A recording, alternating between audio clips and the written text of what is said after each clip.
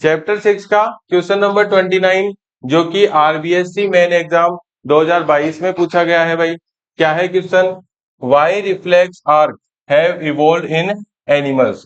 Animals में जो है वो रिफ्लेक्स आर्क की जरूरत क्यों है? तो देखो ध्यान से पढ़ना आंसर को।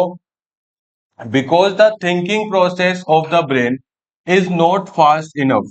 जो हमारे सोचने की जो प्रोसेस है वो इतनी फास्ट नहीं है कि हम क्या कर सके, रिफ्लेक्स एक्शन के टाइम पे ब्रेन तक सिग्नल पहुंचाने का वेट कर सके। Many animals have very little or none of the complex neuron network needed for thinking. ठीक है, चलो हमारे पास तो क्या है, एक कॉम्प्लेक्स नेटवर्क ऑफ न्यूरॉन है जो हम फास्ट क्या कर लेते हैं, सोच लेते हैं।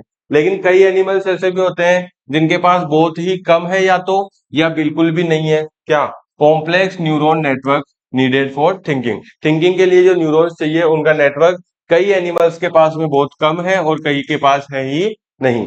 सो reflex arc have evolved as efficient way of functioning in the absence of true thought processes। यानी कि रिफ्लेक्स आर्क जो है एक ऐसा तरीका है कि बिना सोचे भी क्या कर सकते हैं हम लोग, रिएक्शन कर सकते हैं। जैसे मान लो कोई भी जानवर होता है, ठीक है, जैसे डॉग्स वगैरह, काऊ वगैरह, तो उनको क्या होता है, इतनी सोचने की उनमें क्या नहीं होती है, क्षमता नहीं होती है, इतनी नहीं होती है, लिटिल होती है। ठीक है, तो क्या होता है उनके पास भी अगर हम कभी आग लेके जाएंगे या फिर उनको डर लगेगा तो वो तुरंत क्या हो जाते हैं, पीछे हट जाते हैं बिना सोचे समझे। ठीक वैसे ही हम भी क्या होता है, जब हमारे को कोई दिक्कत, जैसे मान लो पाँव में कांटा चुभ गया, तो कांटा चुभते ही पाँव तुरंत क्या हो जाता है, ऊपर हो जाता है अपने आप ही, बिना सोचे समझे।